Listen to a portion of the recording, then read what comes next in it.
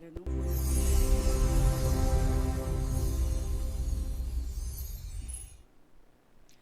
A paz do Senhor Jesus começa mais um podcast Voz da Assembleia de Deus. A finalidade desse programa é para que você, seus netos, seus filhos conheçam a história da nossa igreja, porque ela é contada por algumas pessoas que ouviam falar. Mas a gente está trazendo as pessoas que viveram desde o início. Mas cada departamento hoje é um gigante, porque a própria Assembleia de Deus é um gigante. Mas começou pequenininho. E a gente trouxe aqui a irmã Nelita Bandeira, que foi líder da família por 26 anos. Nós falamos como começou esse trabalho. Hoje a família é um departamento enorme, sensacional, trabalhoso, o maior, o mais dificultoso da igreja, devido às coisas que acontecem no mundo. E eu trouxe ele, que é o atual líder da família, pastor Ailton Birderman, meu eterno presidente da juventude. A paz do Senhor, pastor. A paz do Senhor, Zeni, a paz do Senhor a todos. Muito bom estar aqui, principalmente para falar desse tema, né? Família. Família. Pastor, como é difícil hoje trabalhar com a família quando o mundo está desconstruindo a família. Quais as estratégias que o senhor está usando agora? Bem, nós temos uma crise na igreja pós-moderna, né, do nosso tempo, de analfabetismo. E esse, principalmente da Bíblia. As pessoas têm o maior acesso. Eu tenho 45 anos de idade, meu seminário teológico tem para mais de 20 anos que eu ingressei. E eu me recordo de olhar para as enciclopédias e ter desejo de comprar, e era muito caro, muito difícil acesso. E hoje você recebe através de um link e tem acesso a tudo, lê tudo, muito material no YouTube, muito material na internet, mas as pessoas não estão lendo, não estão sendo alfabetizadas biblicamente. Então, assim, tem um mix do líder com o pastor, né? E essa experiência, essa jornada ministerial, de serviço no reino de Deus, me permite olhar para algumas coisas de forma diferente. Não é mais só o eterno líder de jovens, que foi uma alegria, né? É um ministério que eu amo. É para mim a sua cara aí. Mas na ocasião, eu já tinha pastoreado igreja, mas não foi esses 7 anos ininterruptos, como foi agora por último, que eu tive pastoreando. E encontrar uma igreja que não conhece as Escrituras, e eu estou repetindo isso em mensagens que eu tenho pregado em trabalhos de família.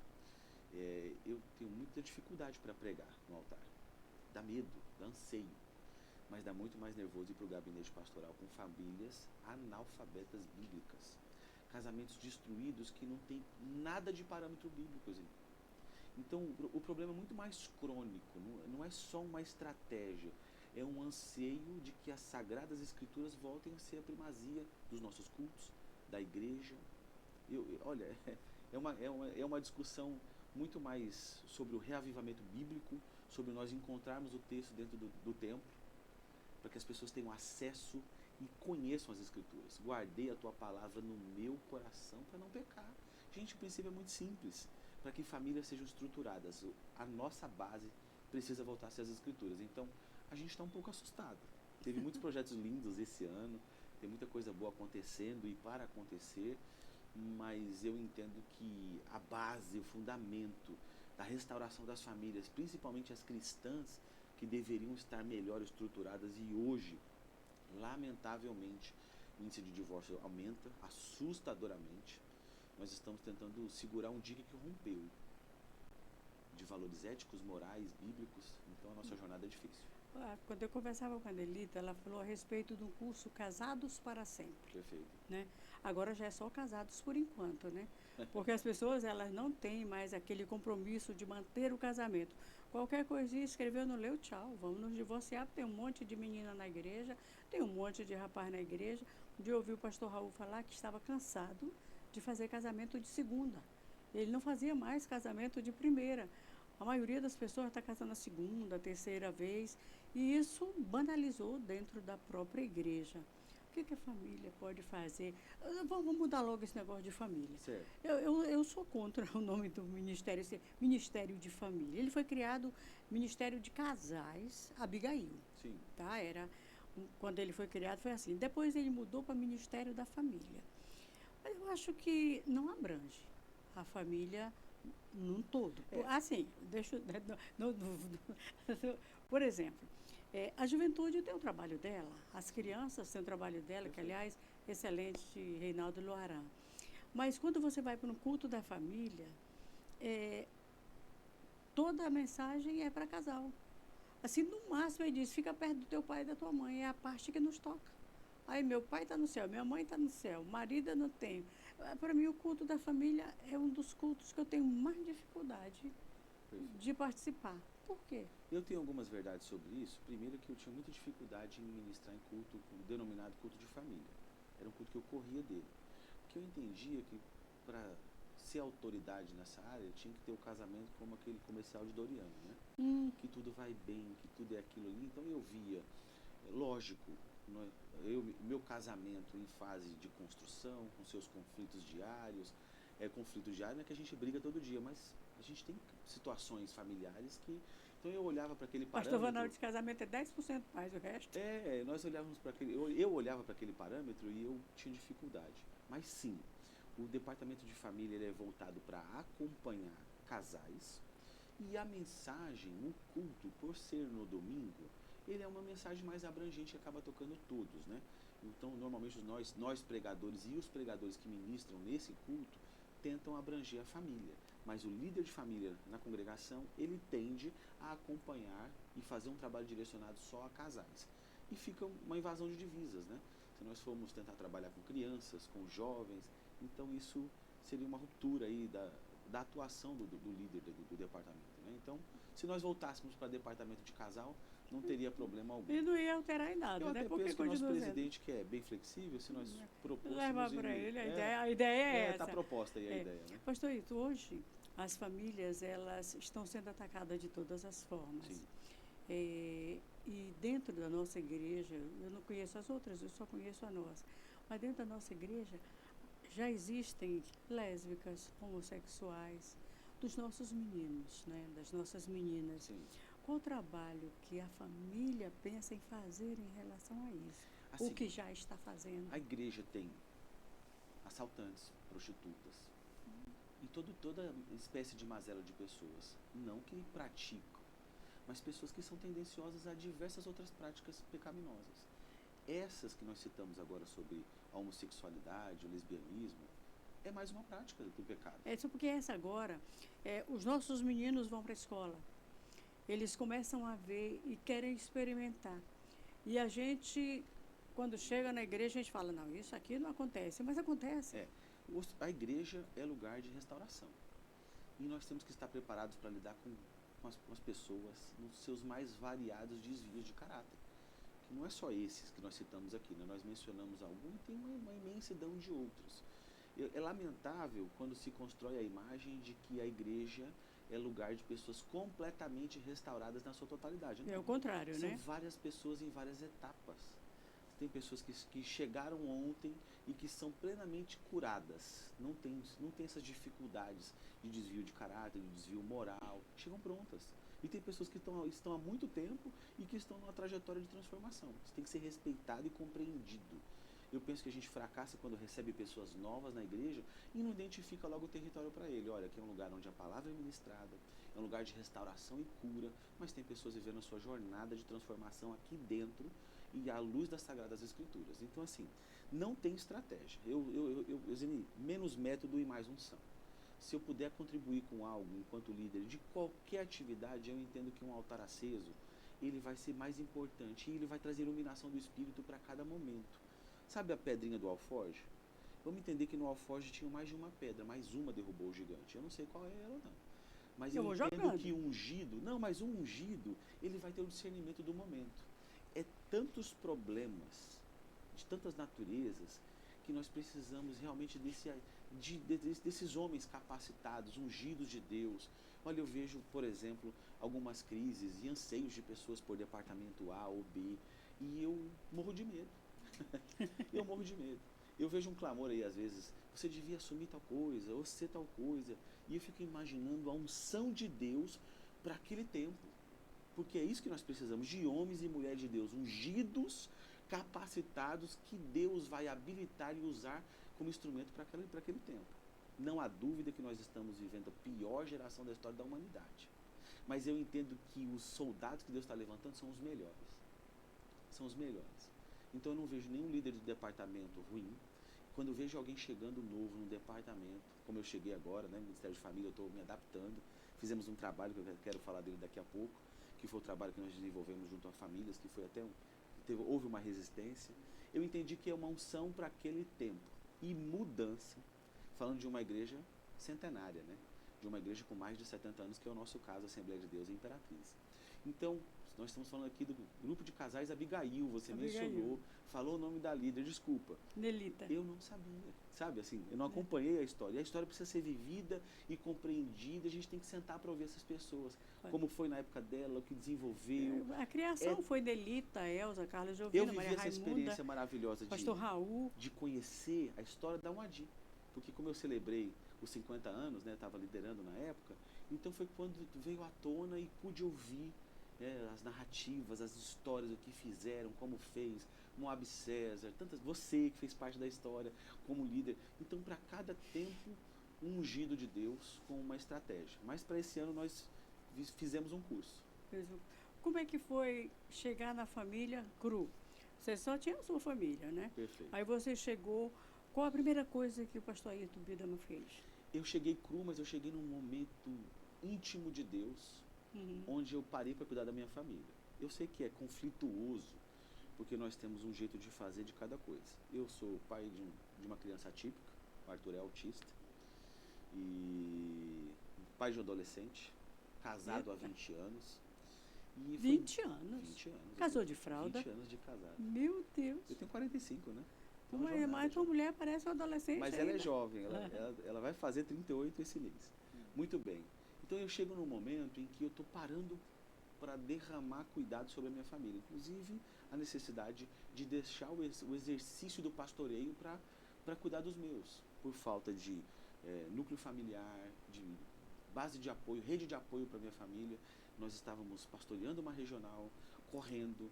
E aí eu paro para cuidar da minha família, o pastor vai dizer assim, já que você parou para cuidar da sua, cuida de todas. Cuida de todas. É uma preparação para cuidar de todas. Quando eu pensei assim, vou aliviar, ele disse, eu preciso de você. E eu não quero dizer não para o reino de Deus. Inclusive eu não quero parar de fazer a obra de Deus em momento algum da minha vida. Eu entendo que nós fomos arregimentados para o reino de Deus. E com a força que a gente tem que exercer um trabalho. Bem, eu chego na família e agora? Precisa de tempo. E eu entendo que o lugar onde as pessoas estão passando mais tempo é conectadas. E aí lá vai minha cabeça pensar, eu quero fazer um curso online. E aí, lógico, quando você fala, vamos mudar toda a tradição, que a tradição, há momento, né, nos últimos anos, e foi magnífico para o tempo deles, e se nós retomarmos a qualquer tempo, também terá o seu valor. Mas era presencial, com uma cartilha em mãos. E eu presenciei, enquanto pastor, a dificuldade que os nossos líderes locais tinham de encontrar expert para falar de sexualidade, expert para falar de vida financeira, porque você não quer ouvir alguém que acha, você quer ouvir a autoridade no assunto. Então, quando vinham perguntar para mim, quem é que fala sobre sexualidade? A gente tem alguns nomes prontos, né? Desculpa, a Cristina Porto, que vai falar sobre sexualidade, aí você tem a autoridade... a doutora Sherlani, que é uma psicóloga, e aí vai encerrando, né? Você tem poucas pessoas que você pode falar assim, pô, estudou e agora vai falar com autoridade. E aí eu imaginei, se nós tivéssemos essas autoridades falando a todos, e dá para ser feito. Aí começou a maluquice de fazermos um curso online. Os líderes, alguns líderes, respeitosamente eu os respeito, bugaram. Como assim a gente vai colocar esse povo online? De que jeito vai? E eu sei que não dá para falar minuciosamente como é que foi realizar tudo isso, mas nós logramos o êxito. Eu não tenho referência de outra igreja, tá? Eu imagino que a nossa, se não foi a primeira, foi uma das primeiras a executar algo dessa natureza. Inscrevemos 719 casais no primeiro curso online da Assembleia de Deus. Meu Deus! E eu penso que isso foi um grande êxito. Põe grande nisso, moça. Nas nossas aulas, a média de pessoas conectadas, com a TV ligada, foi entre 400 pessoas e 350 ao vivo. E as aulas, elas alcançaram o pico de 1000 visualizações. Então, o que eu entendo? Que praticamente todos os que se inscreveram assistiram e alguns repetiram a aula. porque a aula ficou online e disponível durante um tempo. Então eu ouvia as pessoas citando trechos do grupo, que tinha um grupo inteiro, que eu desfiz ele todo, porque era muita gente, né? E a minha esposa foi bloqueada no WhatsApp 6 ou 7 vezes, banida, porque ela fez tudo à mão, nós não tínhamos o material, tem base tecnológica para isso, mas quando a gente foi consultar os preços da execução, era milionário, nós cobramos R$ 40 por casal, não dava para custear a despesa, pagar os professores, material de mídia, toda a despesa, então a gente fez à mão, subiu a aula no YouTube fechado, foi aquela dificuldade, mas realizamos. E o que nós entendemos? Quem assistiu? Quem fez? A quem nós tocamos? Será que o povo fez parte de verdade? Porque por mais que a métrica do número mostrou e o grupo tinha a reação das pessoas, nós não sabíamos se realmente elas tinham sido edificadas e valorizado o curso. Bem, vamos fazer agora a conferência para encontrar essas pessoas. E agora faz aonde? Faz na nave do Templo Central, que cabe 12 mil pessoas na sua superlotação, né? Esse é o número que se estima, ou fazemos no auditório que cabe 1.000 pessoas. Aí ficamos nesse conflito. Não, vamos para o auditório. Aí fomos contar as cadeiras, lá só tem 500 cadeiras. Geralmente leva mais. Mais cadeiras. Aluga ou não aluga? Será que vem? Não vem? Porque online a gente não tocou essas pessoas. Assustadoramente, para a glória de Deus, nós alugamos 400 cadeiras, usamos todas e algumas pessoas ficaram em pé. Os inscritos foram para lá. As pessoas foram encerrar o seu curso. Aí nós tivemos mais 2 ministrações no dia. O pastor Givanildo, que é incrível, pedi para ele falar de oração e ele falou com muita propriedade sobre o cristão e a oração, a família que ora, o casal que ora. E nós tivemos o pastor Carlos Garcia, que estrondosamente trouxe uma palavra sobre família também, fomos muito edificados e encerramos o curso vendo as pessoas físicas que estiveram presentes no online. Então é um ganho. Por que é um ganho? Porque nós temos muitos encontros presenciais e eu não sei por que, a Cargas d'Água, nós entendemos que não é tão importante assim construir conteúdo online. E é extremamente importante porque a média do brasileiro, olha, eu vou falar aqui a olho, tá? Sem ver as novas métricas, é de 2 a 4 horas conectados.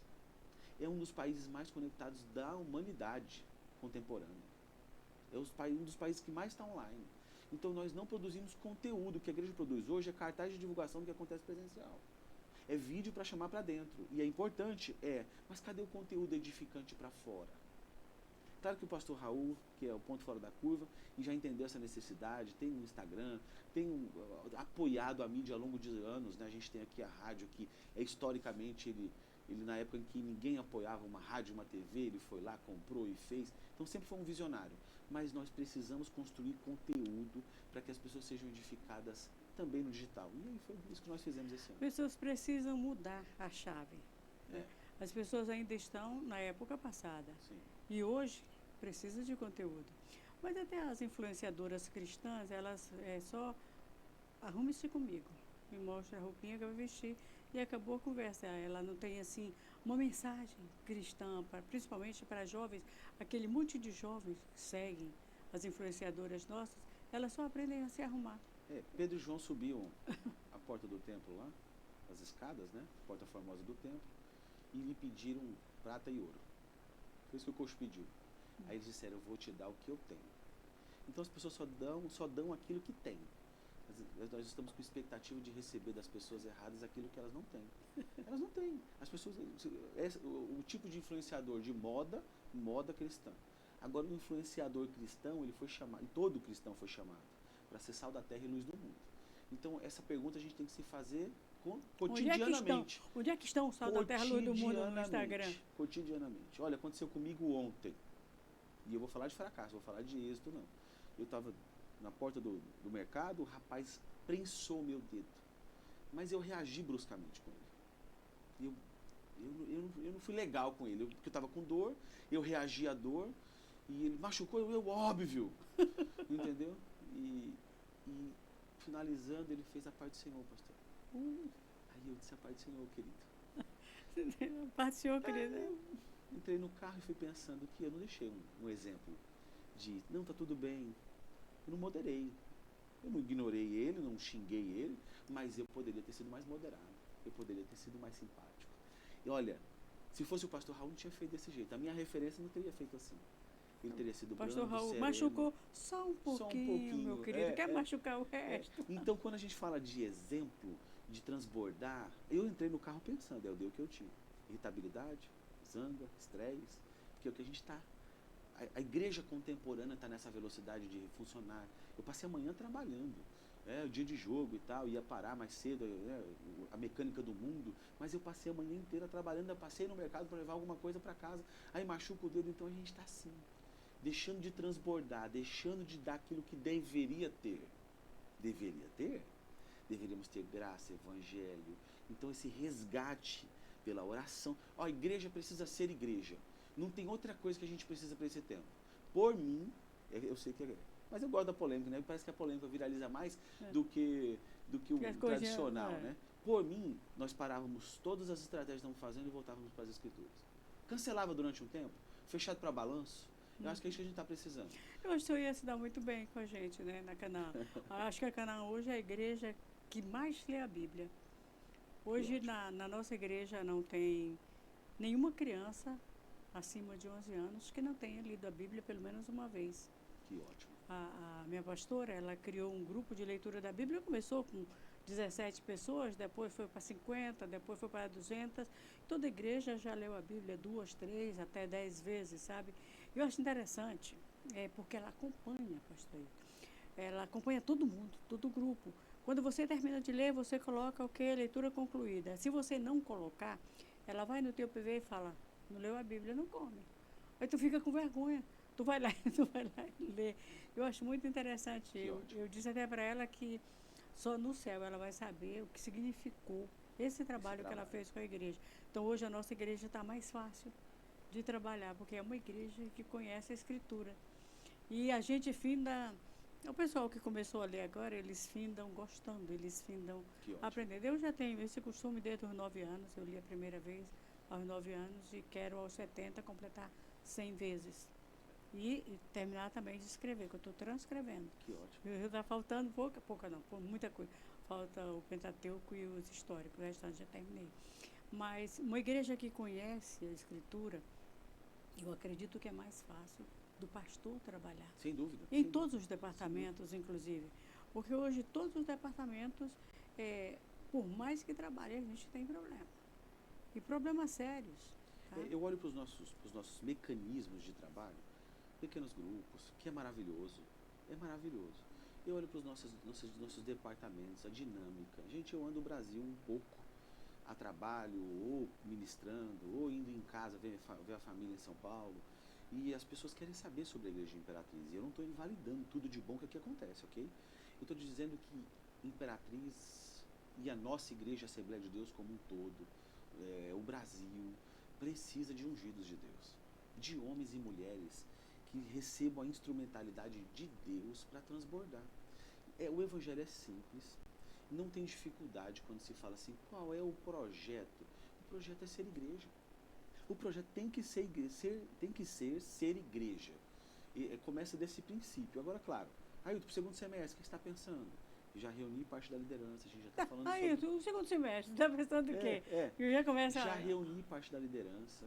A gente vê um cenário aí conturbado, né? Copa do Mundo, eleições, e todo mundo engajado, aliás, jogo da envolvido. Copa no dia da ceia, moço, na hora da ceia. Todos esses conflitos Qual aí, é o pecado? É ir para o culto para cear e ficar pensando no resultado do jogo, ou ficar em casa e... Não, a prática do cristão é ir para o culto.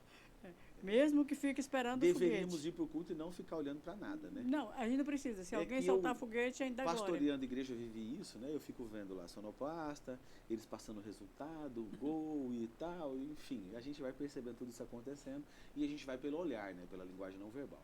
Então, vai precisar de um comando aí, parte do nosso presidente, que faremos, né? Acho que você, quando começar a ouvir foguete, você sabe, passei. Passou, né? Eu não assisto jogo.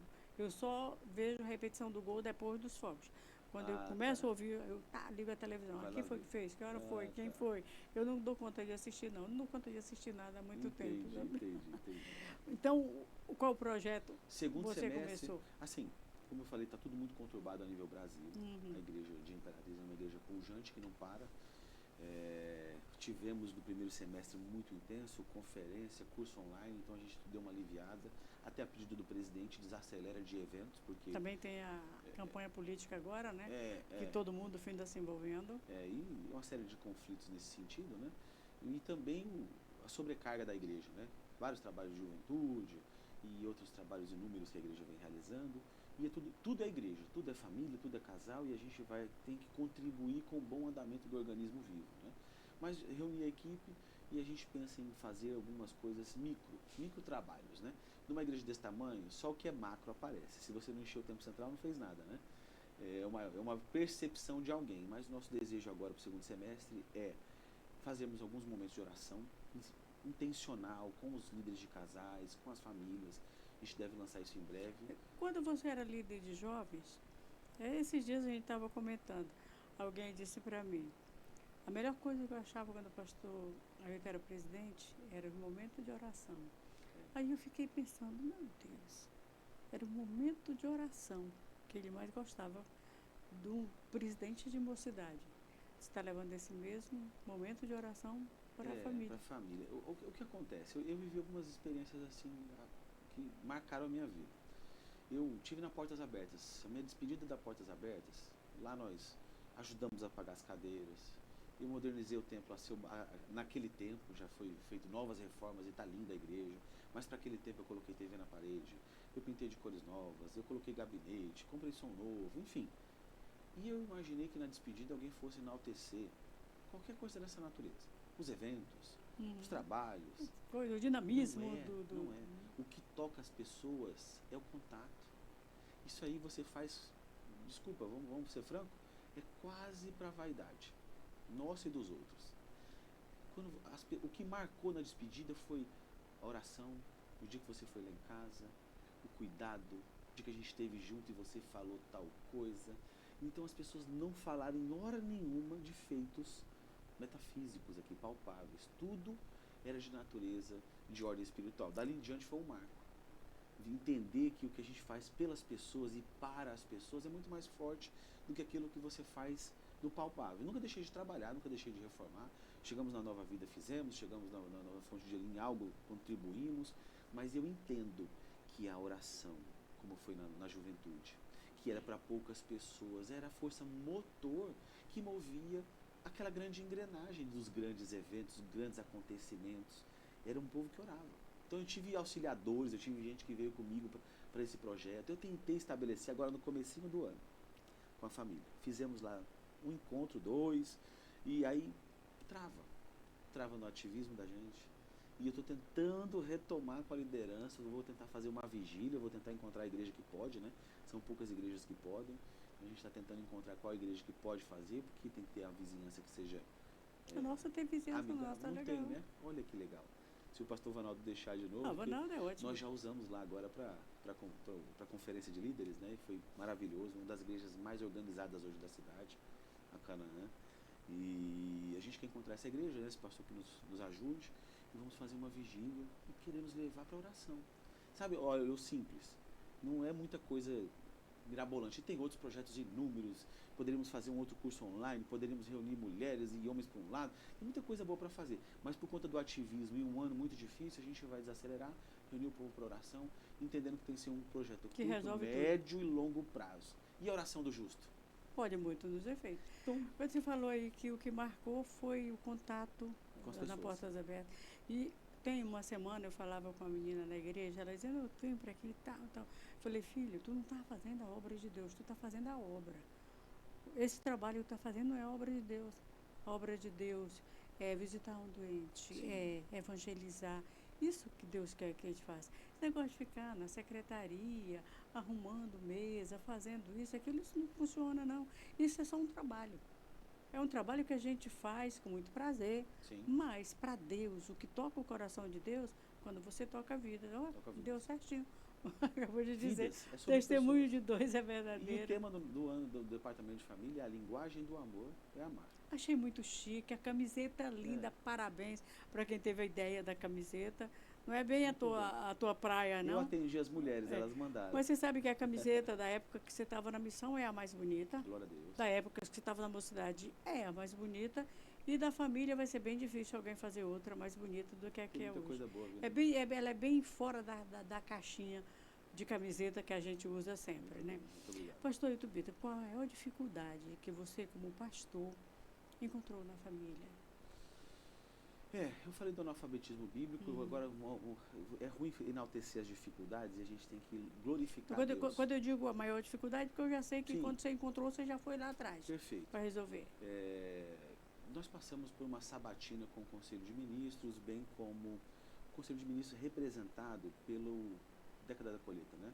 Pastor Arilton, Pastor João Batista e a equipe que cerca, né? Pastor Felipe Alves e os demais pastores, que eu não lembro o nome de todos aqui, assim, rápido, né? Mas a comissão nos reuniu e nos deu uma série de desafios, né? Estimulando o trabalho a ser desenvolvido pelo Ministério de Famílias. E dentro desses pedidos, eu me recordo do pastor João Batista, em especial, dizendo: você precisa levantar conselheiros na área de família, pessoas especializadas. Cadê a mão de obra? Isso não é uma coisa que você faz da pessoa aquilo. É um transbordar de Deus. É a pessoa que ela já é conselheiro, ele já é dotado de conhecimento bíblico, profundidade teológica, espiritual, já é um homem de oração, já é uma mulher de oração, ele já tem um legado familiar. Então essas pessoas, e isso a gente sabe que é um mal e é um risco para nós que já temos uma jornada de 20 anos de igreja, de 30 anos de igreja, que se vê quase que um movimento dos cansados. Não é para vocês agora, pelo amor de Deus. Nós não podemos nos portar assim, principalmente na área do aconselhamento. Porque se para o ativismo a gente quer colocar os jovens, e eu acho justo, para a área do aconselhamento, que é envolver-se com pessoas e cuidar delas, é dos experientes. Então, eu aproveito para fazer um clamor, né? A minha câmera é aquela, né? É aquela ali. Eu aproveito para fazer um clamor à igreja, principalmente aos mais experientes. A igreja de Cristo continua contando com a sua vida. Casais e famílias precisam do transbordar de Deus que vai emanar de gente experiente, que passou por uma trajetória. E a gente lamenta pessoas experientes dando passos para trás, quando na realidade deveriam estar no fronte de batalha. Cada um fique na vocação que foi chamado. Há um tempo determinado para todo o propósito debaixo do céu. Eu entendo que tem tempo de correr, tem tempo de sentar, mas nunca há um tempo de deixar de fazer a obra de Deus. Muita gente, principalmente da minha geração, eles acham que são relegados a segundo plano. Mas aí o pastor Ailton Bidem acabou de chegar, já é líder da família, eu estou aqui há tanto tempo. E aí o ego é maior do que a vontade de servir a Deus. E aí a pessoa vai se isolando. Não vou ficar só na minha congregação, não quero saber de nada, meu tempo já passou. Né? Aí a menina, meu tempo é esse, entendeu? Quando eu não tiver mais utilidade para Deus, Ele que me leve. Eu não quero ficar aqui na terra sem fazer nada, entendeu? Você me deixa ilustrar isso? Deixo. Eu saí um dia de casa e eu prego esse testemunho, eu encaixo esse testemunho nas minhas pregações. Eu saí de casa com um cheque devolvido no Banco Bradesco, que ia cobrir a minha conta e ia pagar o meu cartão. Então o cheque era de um cliente que não tinha pago suas contas, e eu peguei esse cheque já com muitos dias da pendência, coloquei no meu banco, na minha conta, e esse cheque voltou. Acabou com a minha manhã de segunda-feira. O cartão não tinha sido coberto, minha conta estourada e o cheque devolvido na conta. Então saí de casa mais um dia assim conturbado, eu tentei entrar no banco, e quando eu cheguei lá tinha uma senhora limpando a frente do banco, e ela interrompeu minha passagem com o escovão, dificultou minha passagem assim, e eu não olhei para ela, eu queria só passar, e ela dificultou minha passagem para que eu olhasse para ela. Quando eu levantei a cabeça, ela fez: a paz do Senhor, pastor. Eu não tinha sido rude com ela, nada, mas eu percebi que o meu problema não era o cheque devolvido, que o problema não era a conta estourada, era eu de novo. Então a maioria do tempo são as pessoas, que estão desconectadas de Deus, que estão sem a graça, sem o evangelho, sem o transbordar, sem a conexão. E naquela hora eu me reconectei com aquele a paz do Senhor. E aí eu fui no final de semana seguinte, sábado, para uma das nossas igrejas aqui, inclusive uma igreja grande, para ministrar, congresso de jovens, igreja cheia. Eu cheguei tarde, tinha tido algumas atividades com a juventude, eu era líder jovem na ocasião. E eu tentei entrar na igreja ali, quando eu cheguei, quem me recebe? Ela. A que me deu a paz do Senhor e eu fui renovado. A que me deu a paz do Senhor e eu reconectei com o céu. A minha vontade era dar o microfone para ela. Na minha cabeça eu pensei assim, quem devia pregar era ela. Então, essa crise que as pessoas têm sobre o tempo que passou, é porque as pessoas estão, lamentavelmente, entendendo que a obra de Deus é quem está na frente de um departamento. Gente, ser igreja é muito além disso. É muito além. Eu penso que se a gente pegasse um ano sabático para dizer, não tem líder esse ano, não tem evidências esse ano, e a gente vai ser igreja coletivamente, eu sei que é difícil liderar um movimento de tal natureza sem uma liderança, e a liderança é bíblica, mas eu não sei que crise foi essa de analfabetismo bíblico em que as pessoas pensam que quem está na frente do departamento é o único líder. Ou você acha que o pastor Raul Cavalcante Batista faz essa obra sozinho? Gente, ele é o grande maestro da coisa. Nós estamos tão departamentalizados que a gente vai se isolando onde está trabalhando. E deixa de ser igreja, deixamos de ser um todo para sermos só aquele ali. A tal ponto de, a festa de jovem, eu não vou não. Eu vou para a festa da família. A festa da família eu não vou não. Eu vou para do círculo de oração, vai ser muito mais bonita a minha. E assim nós estamos competindo uns com os outros e esquecendo do reino de Deus. Eu ilustrei com essa recepcionista, né, que trabalhava ali naquele banco como faxineira, uma ungida de Deus, que sabe se posicionar, uma recepcionista ungida, uma mulher de Deus, transbordou uma paz na minha vida, talvez ela não tenha nem conhecimento, que eu imagino não ter dito isso para ela, não sei reconhecer, porque ela estava ali recebendo, mas eu não a vi mais, eu não sei dizer o nome dela. Eu dei a paz do Senhor, eu fui para o púlpito constrangido e pensando, meu Deus, que mulher de Deus. Então as pessoas têm que fazer o seu papel aonde estão e não deixar de fazer. Porque vós sois, é a natureza contínua, sal da terra e luz do mundo. João vai dizer, João capítulo 15 vai dizer que se vós estiverdes em mim e as minhas palavras estiverdes em vós, pedireis tudo o que quiserdes e vos será feito. E aí o texto vai complementar dizendo em meu nome. Então assim, olha a autoridade. Eu vos nomeei para que vades e deis muito fruto. Então nós fomos separados, não escolhestes vós a mim, mas eu vos escolhi para que vades e deis muito fruto. Então cadê os frutos? Cadê a autoridade do nome? Cadê o pedireis tudo o que quiserdes e vos será feito? A verdade é que se vós estiverdes em mim e as minhas palavras em vós, então é intrínseco. Você está em Deus e, por sua vez, a palavra de Deus está em nós. É essa química do céu que nos falta. É isso aí, a gente vai para o comercial rapidinho, voltamos com o pastor. Não sai daí não, tá? É vapt-vupt. 2 de maio de 2001, a concretização de um sonho entra no ar. A Rádio Cidade Esperança 105,1 FM. Uma emissora 100% evangélica, sob a direção da Assembleia de Deus em Imperatriz. Objetivo: apoiar o crescimento da obra de Deus. Em pouco tempo, a audiência foi crescendo rápido e, indiscutivelmente, se tornou a maior audiência registrada na cidade na época. Mas além do sucesso dos estúdios da Rádio Cidade Esperança, começou também assim, fazendo história, realizando grandes shows no aniversário, no estádio. E com a caravana Cidade Esperança, a equipe empreendeu visitas em cidades vizinhas, fazendo cruzadas evangelísticas. Mas não parou por aí. A Assembleia de Deus de Imperatriz, através da Rádio Cidade Esperança, entrou no calendário da maior feira agropecuária do Norte e Nordeste, que é realizada todos os anos no Parque de Exposições de Imperatriz. Consagrando um dia especial, a Noite Evangélica, chamada de Esperança na Expoimp.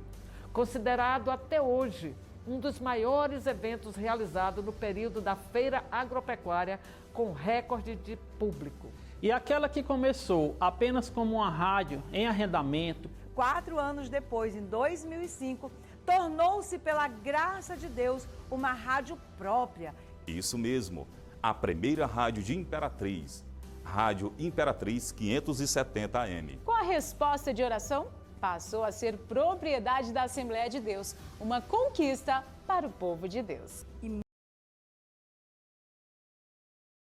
Mesmo da Imperatriz, a Esperança chegava a lugares longínquos. Até mesmo em aldeias, onde várias pessoas testemunhavam a aceitação de Jesus através da rádio, que mesmo diante de tantos obstáculos, continuou levando uma palavra de fé, amor e esperança. Por isso, Agradecemos a cada membro e aos pastores desta igreja, bem como a todos os ouvintes e patrocinadores que durante esse tempo estiveram orando, contribuindo financeiramente ou patrocinando os programas. Vocês são os responsáveis pelo sucesso dessa rádio. Uma rádio que leva alegria, entretenimento, informação, música de qualidade, pois chegamos aos mais diversos lugares através do rádio e em todo o mundo pela internet. Comunicando o amor e a bondade de Deus. E a meta é continuar crescendo, alcançando mais vidas com as boas novas do Evangelho de Cristo. FM Cidade Esperança, a rádio segundo o coração de Deus. Muito obrigado. Estamos de volta com o nosso podcast Voz da Assembleia de Deus, falando um pouco sobre a família. Que o pessoal fala que a família é a célula, né? E eu vou perguntar para o pastor Biderman, como você definiria a família, a de hoje, a nossa? É a primeira instituição constituída por Deus, né? Quando Deus pensou em algo, pensou em família. Então, a primeira instituição que ele constituiu foi essa. E é o que mais representa amor, cuidado, afago. Nós precisamos estruturá-las com essa verdade de amor, de cuidado. E não perder o significado, de mesa. Você sabe que a gente, nessas mudanças de casa pastoral, em algum momento a gente ficou sem a mesa que cabia mais pessoas, aquela mesa da sala, né? A gente estava com uma mesinha pequena para tomar café, para almoçar, tudo muito rápido, eu disse, vou comprar uma mesa grande. A necessidade de estar à mesa, que a família representa isso, né? O cuidado, a conexão, o olhar no olho. Eu brinco muito quando eu estou na mesa com amigos, que está todo mundo no celular, eu digo, me coloca no grupo, que eu quero conversar com vocês. Então, se é pelo grupo, então me coloca aí, que eu quero falar com vocês. Porque a gente não está se olhando. A família é isso, essa representatividade do amor de Deus externada em cuidado, em autocuidado. Você sabe que uma coisa assim que... Eu falo isso, às vezes pregando principalmente a jovens. Você tem uma coisa que eu invejo, é um lar cristão, estruturado. Para quem vem de um lar de sincretismo religioso, como é o meu caso, um padrasto ateu, enfim, uma mãe que frequentava tudo em todos os lugares, sem paz. O evangelho chega na minha casa através de mim. Então nós tínhamos lá problemas na minha casa com criminalidade, drogas, álcool, adultério. E aí chega um Ailton, adolescente, para aceitar Jesus, para trazer o evangelho, para que o evangelho transformasse a minha família. Para que eu pudesse dizer, eu e a minha casa serviremos ao Senhor. Então você imagina isso. Então quando eu olho para o lar de vocês, Eusina, que tem história de evangelho, todo mundo evangélico. Eu olho para a família do pastor Raul, que é um exemplo, né, de lar cristão, que se reúne para orar, para adorar. E inúmeros outros, né, que eu fui tateando, pastoreei agora a Fonte de Elim, que tem famílias que estão no evangelho desde que começou, as famílias pioneiras que começaram a Assembleia de Deus, tem dessas famílias lá. Então um lar cristão estruturado. Se tem algo que eu invejo, que a palavra é feia, mas meu português é limitado, é isso. Um lar cristão. Pois é, antigamente, quando eu digo antigamente, não é, o passado foi melhor. Mas não, a gente faz parte da igreja de hoje, mas fizemos da igreja do passado. A minha casa eram muitas crianças, né? Eu sou a caçula, mas tinha gente, não é melhor nem dizer quantos. Mas a gente tinha o culto doméstico. De manhã cedo, 6 horas da tarde, né? O pai sentava na mesa, 100% analfabeto, a mãe também não sabia ler, aprendeu no Mobral. Mas tinha sempre um dos filhos que lia um versículo da Bíblia, a gente cantava e todo mundo orava. Eram os famosos cultos domésticos. Aí o papai falava um pouquinho sobre a Bíblia, a história que ele ouviu do pastor contar, a mãe contava um pouquinho e a gente ia aprendendo, a gente ia tendo prazer. Hoje, devido à correria, não existe mais culto doméstico, dificilmente. São pouquíssimas as famílias que ainda se reúnem em volta da mesa, até para comer, não é nem para fazer culto doméstico, não. Para comer, o pai chega cansado, senta no sofá, liga a TV, o menino passa, sai da frente, aí não conversa. E as crianças, elas vão sendo entregues à internet, ao celular. O menino pequenininho, tu já entrega um celular para ele te dar sossego. O que a gente pode falar para esse pai que quer que o filho aprenda com o celular? Porque dá sossego para ele. Como líder da família, fale com esse pai que está aí ouvindo a gente. É necessidade de ser sacerdote do lar. Aí a necessidade de restaurar a sua família e a responsabilidade de exercer, porque assim, as palavras convencem, o exemplo arrasta as multidões. Então não dá para mandar fazer se você não fazer. Então nós nos cobramos, tá? Eu vou falar do real, da minha casa. Eu não entendo que dá para falar de família se você ficar falando de comercial de Doriana, né? Tem que falar do habitual. A Ellen me cobra, eu cobro ela, né? Ela é engajada com rede social. Por favor, dá uma pausa aí. E às vezes eu estou exageradamente, tanto com o trabalho quanto com o entretenimento. Opa, celular, vamos lá. Porque a gente precisa se reconectar. Reconectar com o filho, adolescente em casa, para conversar. Eu cheguei agora, recente, de viagem. Falei, Júlio, eu cheguei. Não, tá bom, pai. Então sim, mas sai do quarto. Vem pra cá. Porque a gente quer ter acesso. Cheguei. Senta aqui. Não, mas não tá falando da comida. Eu falei, não é sobre comida, é sobre você estar aqui. Então, tem que ter esse comando, essa atenção e um ajudando o outro. Não é isso? A conectividade do lar, exortando-vos uns aos outros, é o que a Bíblia recomenda. Então, quando o marido entende que a esposa está demais para lá, ou o esposo, não é uma briga, mas é entender a regulação mesmo. Vamos acompanhar isso de perto. Não pode normalizar um menino estar de cabeça baixa em videogame, em quarto, em televisão, em desconectado. Gente, o hedonismo, que é a cultura do prazer, para esse tempo, é a coisa mais absurda do mundo. Nós assistimos um filme numa segunda-feira à noite pelo nome de Tela Quente, a gente esperava a semana inteira por aquele filme, não era isso? Verdade. No resto da semana a gente ia viver. Hoje você tem uma série de maratonas em streamings variados, em que as pessoas estão conectadas de uma coisa noutra, maratonando sem fim e sendo edificado com nada. Então, é interessante que há tantas estratégias que hoje você nem precisa ver outro tipo de série. Tem Jesus, tem a Terra Prometida, tem Apocalipse, e você começa a assistir e vai maratonando. E às vezes esquece de ir buscar Jesus na Bíblia, na palavra dele. Eu sou muito grato a Deus pelo cinema, né? Essas séries. Eu nunca fui no cinema. Essas séries, né? Eu digo cinema cristão, né? Luarã é um exemplo e tem tanta coisa boa na internet. Prova de Fogo, levei anos para assistir, eu assisti agora, recente, acredita? E um filme maravilhoso, Quarto de Guerra. Quarto de Guerra, recente. Prova de Fogo. Não tem muita coisa edificante, mas, gente, o poder da conexão, o poder das pessoas, do olhar, do transbordar uma palavra de Deus à mesa, falando de evangelho, confrontando a luz da Bíblia. Nossos conselheiros precisam conhecer a Bíblia. Nós, para aconselharmos os nossos filhos, precisamos falar à luz das Escrituras. Primeiro, vão olhar para o seu exemplo, que eles vão ser o que você é.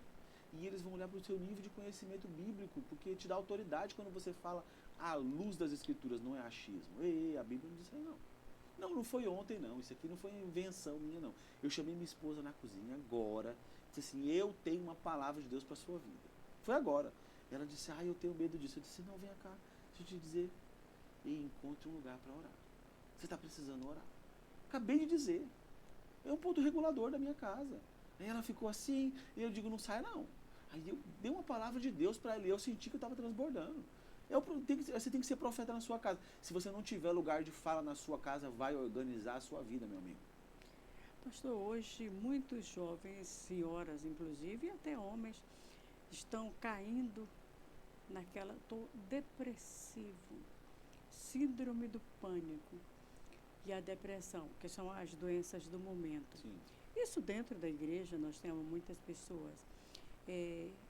Pastor aí da família, atribui isso a quê? E uma das formas, eu sei que é uma doença, entendeu? Mas existem formas bíblicas de segurar essa doença.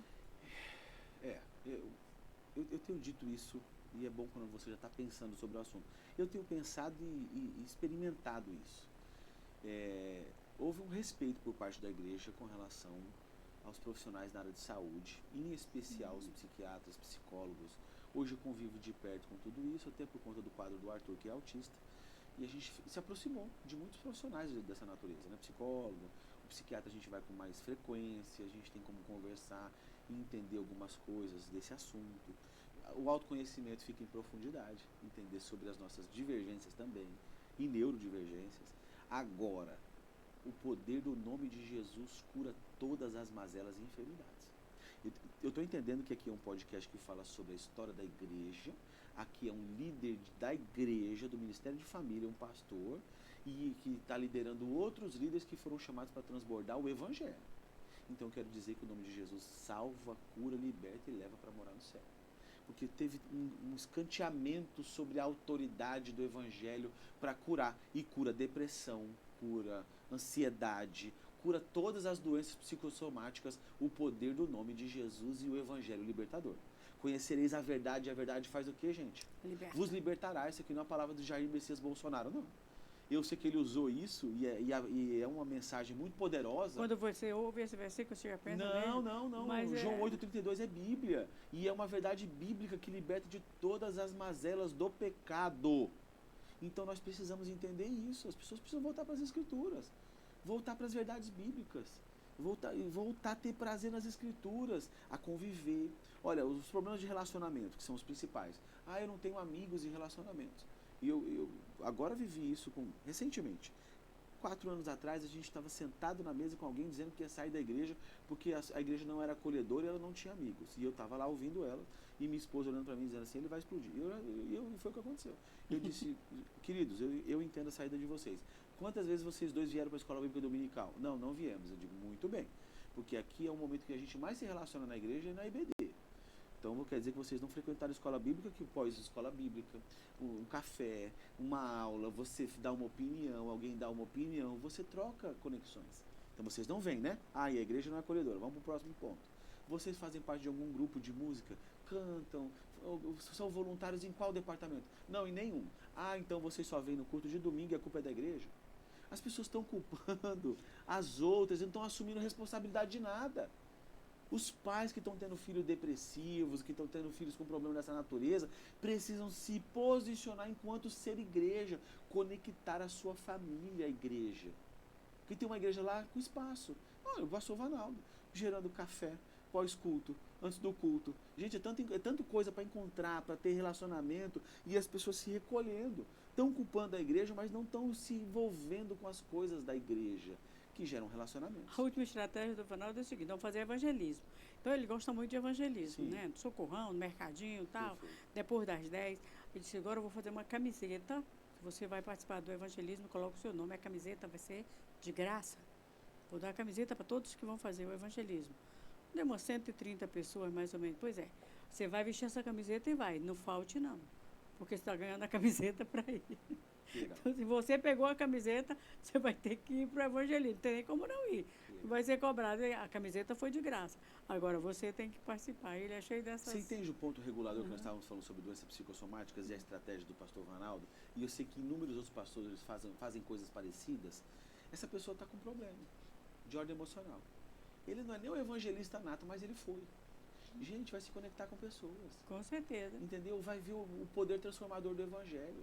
Olha, não tem um ambiente onde Deus mais nos use do que um ambiente onde você vai alcançar a vida do pecador. Visita, oração em visita, cantar os louvores na casa de uma pessoa que está precisando, orar na casa dos enfermos. Tem um transbordar de Deus tão poderoso. E outra coisa, é um choque de realidade que você volta para sua casa com gratidão. Porque a gente está sendo ingrato, a maioria de nós não está reconhecendo os benefícios de Deus, os cuidados de Deus para com a nossa vida, e a gente começa a mergulhar nas próprias dores, né? Lambendo as próprias feridas, e esquece de olhar para a vida do outro. Então, quando a gente sai e toca pessoas, você volta tão agradecido pelo seu casamento. Olha, não tem uma vez que a gente não recebe um casal em casa, ou no gabinete pastoral, que eu e a Ela não se olhe, e no olhar dela a gente está dizendo assim, a gente é normal. Tá tudo bem com o nosso casamento. Nós estamos achando que a gente não está legal, mas está tudo bem. Aqui está pior. Aqui está tudo bem.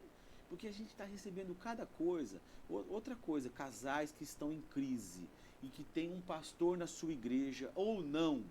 Pelo amor de Deus, não dê conhecimento para a liderança ou para o pastor do divórcio.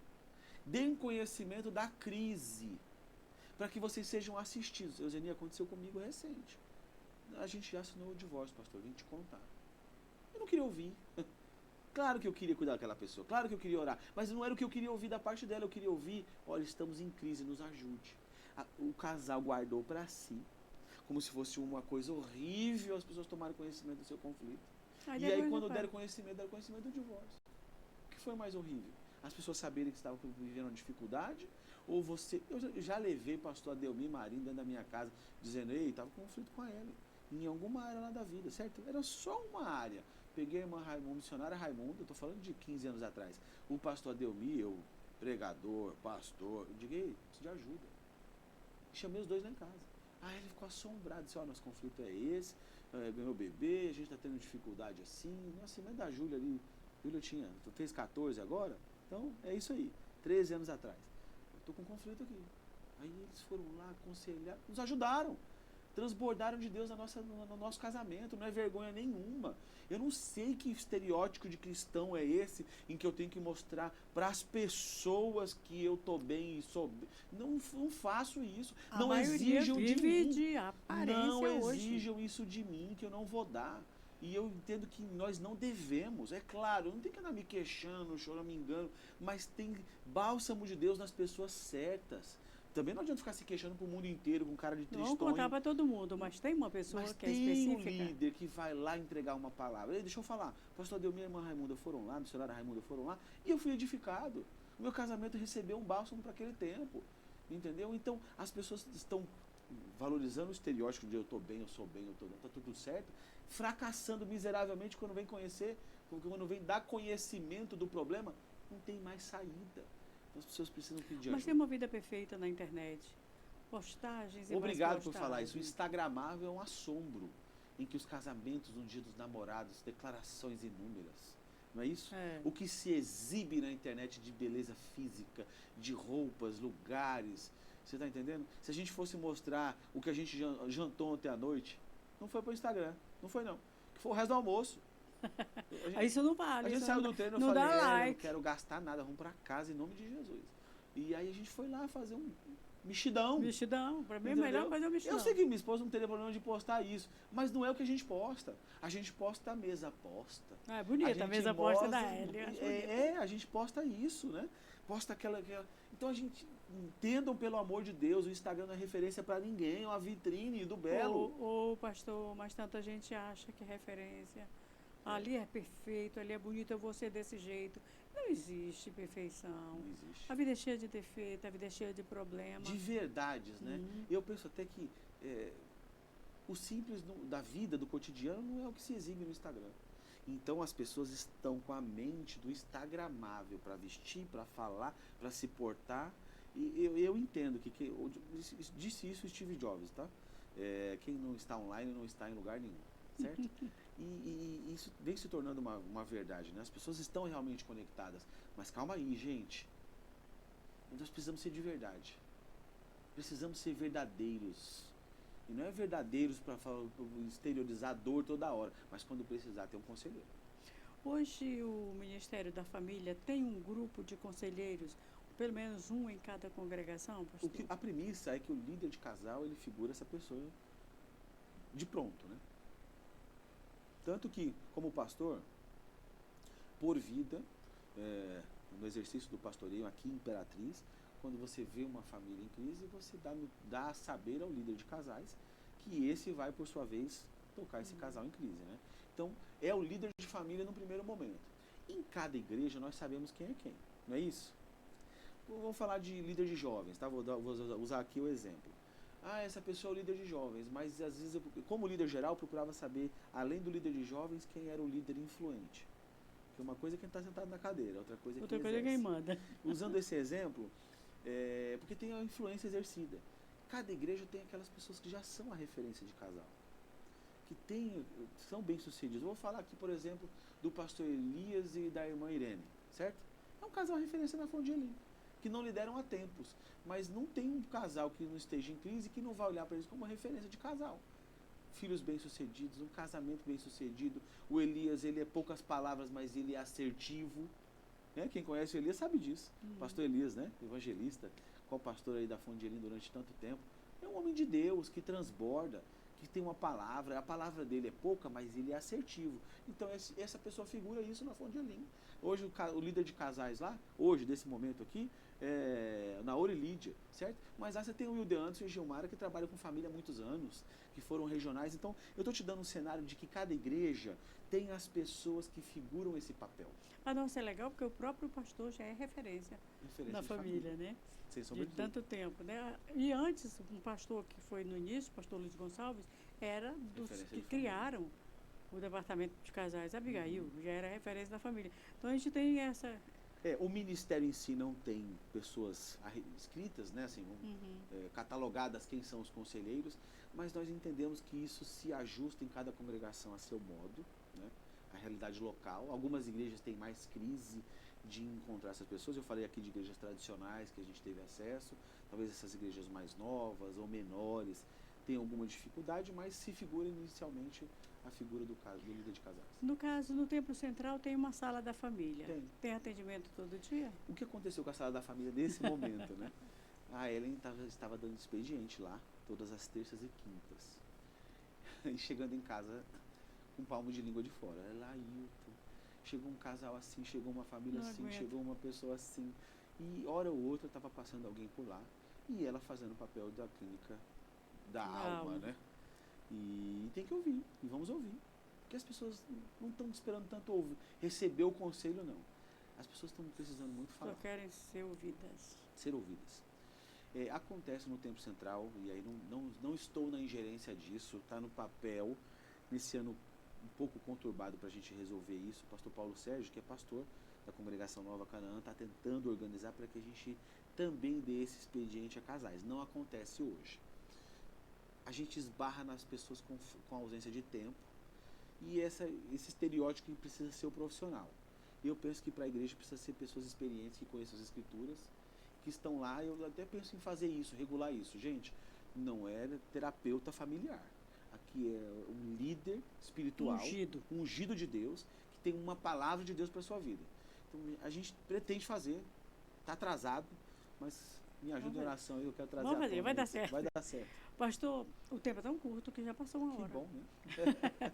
Eu quero deixar a câmera para o senhor fazer suas considerações finais. Muito bem. A linguagem do amor é amar. A finalidade de colocar esse tema é transbordar que o amor de Deus é o mais precioso para esse tempo. Então, se tem uma linguagem que comunica bem para trazer pessoas para o Evangelho, para restaurar casamentos, filhos, família, é o amor de Deus transbordado. Então, vamos fazer isso. Os ameis uns aos outros como Cristo amou. Do amor sacrificial para se doar. Num tempo do egocentrismo, onde as pessoas estão querendo receber a todo tempo, esquecendo-se de doar-se em amor. Que você seja um agente de Deus para esse tempo, para levar uma mensagem de esperança, para tocar pessoas com o poder transformador do Evangelho. Que Deus dê muita graça à igreja, a todos nós, e que o mundo seja contagiado por esse amor, porque a linguagem do amor é amar. Pastor, muito obrigada, e eu oro a Deus para que o seu ministério seja próspero, que o Senhor continue nessa força, sabe? Fora da caixinha, que faça assim a obra de Deus como deve ser feita. E a família hoje tem um grande líder, e eu acredito que teremos grandes trabalhos, grandes projetos, e a família vai ser abraçada, porque durante esse nosso papo teve uma coisa muito interessante. O Senhor quer que a igreja volte à origem, palavra de Deus, que é a base de tudo. E a gente encerra aqui o nosso podcast. Você pode ver no canal 14, também no YouTube da Rádio Cidade Esperança, eu já vou dizer no YouTube da SEMAD, no YouTube da IAD e na Rádio Cidade Esperança 106.9, que é a mais querida, mais ouvida, há 25 anos no ar, anunciando Jesus. A paz do Senhor, até nosso próximo encontro. Isso aí. Agora tu tira a foto.